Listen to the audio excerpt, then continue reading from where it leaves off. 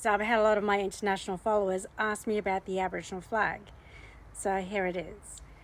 A man by the name of Harold Thomas, who was born in the 1940s, designed the Aboriginal flag. So the three colours and the symbolisations are: the red is for the earth, the red ochre; the yellow ochre represents the sun. So it's about the giving of the spiritual side of it. And then the black is for the people. So those are the elements, and everything works around the sun. So hence the reason why the sun sits in the middle of the flag. Now, Harold Thomas, unfortunately, was a part of the stolen generation. The stolen generation is when the children were taken away by and they were placed into foster care systems, and they were spread out throughout the country. So it was a really sad time of those eras, and family displacements and so forth carried on and still have an effect to this day to some degree. So let's go back to Harold Thomas. Harold Thomas then moved to South Australia as a child. He became an artist and he also became an activist. So the flag was then used for the Aboriginal movement in the 70s. So the flag was designed in 1970, but it was first raised in 1971 on the 9th of July. So again, it was used for the activists. So that was an important factor, the movement.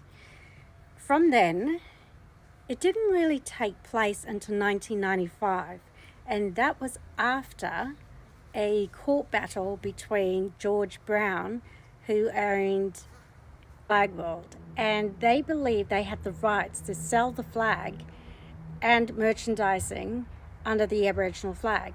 However, Mr. Harold Thomas took it to the High Court and won his case. And in turn, after winning his case, he ends up selling the flag to the Commonwealth of Australia for $20 million. So that meant that anyone could use the flag and sell it under the Australian government. So that gave a lot of people around Australia the ability to use that flag and those colours and those symbols as they see fit, because it was a representation of the Aboriginal people. So instead of commercialising it for one person, such as Flagwell and George Brown, it's now used across the board in different organisations, companies, individuals around Australia and so forth. That's the crust of it. I hope you got some vital information from that. However, I did come across a clip of Harold Thomas, so I'm just going to add that to the link, and there'll be a very short clip so you can take a look for yourself. So I hope that answered all your questions.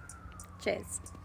The copyright law protects you as an artist, and that's a significant aspect of this, that I no longer will have copyright of the Aboriginal flag, but I still own the elements of it, the integrity of it, that it's my design. And it comes from my household, which is an Aboriginal family household. And it's important to say this, the Aboriginal family household are the fundamental keepers of the culture of the Aboriginal people. In the remote area, it doesn't matter where you are. If you're in the city or on the fringe, the Aboriginal culture is based in the family. We maintain it.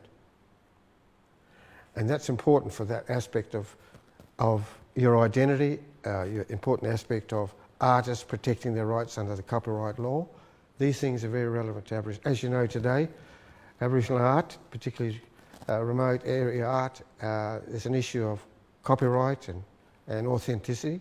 It's part of this story of our humanity and our role in presenting art and culture for the world.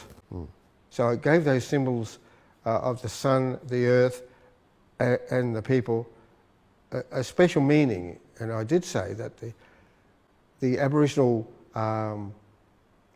colours of the earth, the red ochre and the yellow ochre, was foremost.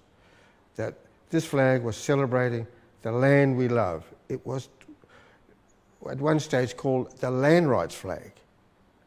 but really it's an identity flag which says about land rights, which says about who we are, and which transcends a big story for all of us that the Aboriginal identity harks back to 40,000 years.